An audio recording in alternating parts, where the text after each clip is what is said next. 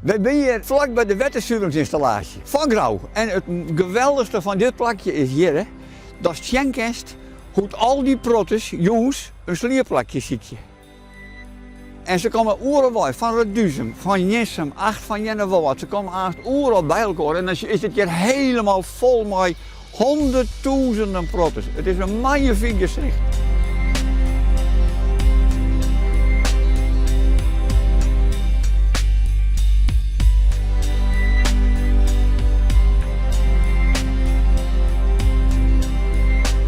Het is hier een grote prottenshow. Het is fantastisch om dit te zien.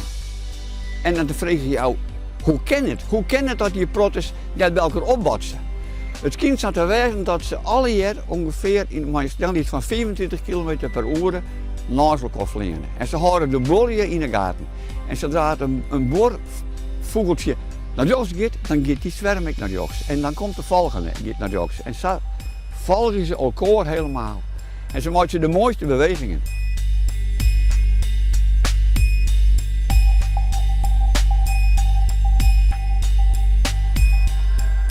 De groep gaat nog helemaal uit elkaar. En de prottes die in de 40 binnen, die zorgen deze hele grote zwerm. En dan straks dan gaat die hele groep er naar een kwartaal. Dan zullen ze tegen zwarter worden. Ze zullen nog een beetje de loft op de achtergrond, maar straks dan zullen ze niks meer terug in. Zo zwart is het dan.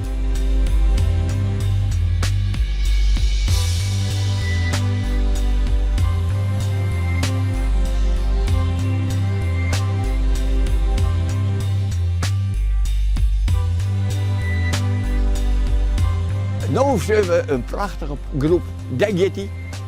En nog een groep. En dan gaan ze heen en weer. En daar weer een hele grote groep. Oh, het is toch prachtig. Je bent een echte prottenspotter. Ja, zo ligt het nog. Ik vind het mooi. Helemaal vergeefs kunnen we alles hier beginnen. Kost het je niks. Je hoeft alleen maar in te fietsen en je kent het zien. Zou je zelf wel graag zo'n protter wezen willen? Ja, het lievelingsbeest wat wij is een vogel. Het hoeft net een protter te wezen, maar het is dan magnifiek om tot de loft te vliegen en je gewoon een liedje te litten. En dan zat te zweven en zelf dwaan te litten met je lof. Hoe mooi kan het wezen. En als ze denken van nou is het hartstikke, dan doeken ze in grote groepen naar onderen. En dat is een prachtig gezicht om dat te zien. In stikken vallen ze nog 100, stel je voor dat er 300.000, 400.000 prottes, dan gaan ze maar 30.000 tegelijk in het rijden. En dan door het even en dan komt de werkgroep die in het rijden gaat.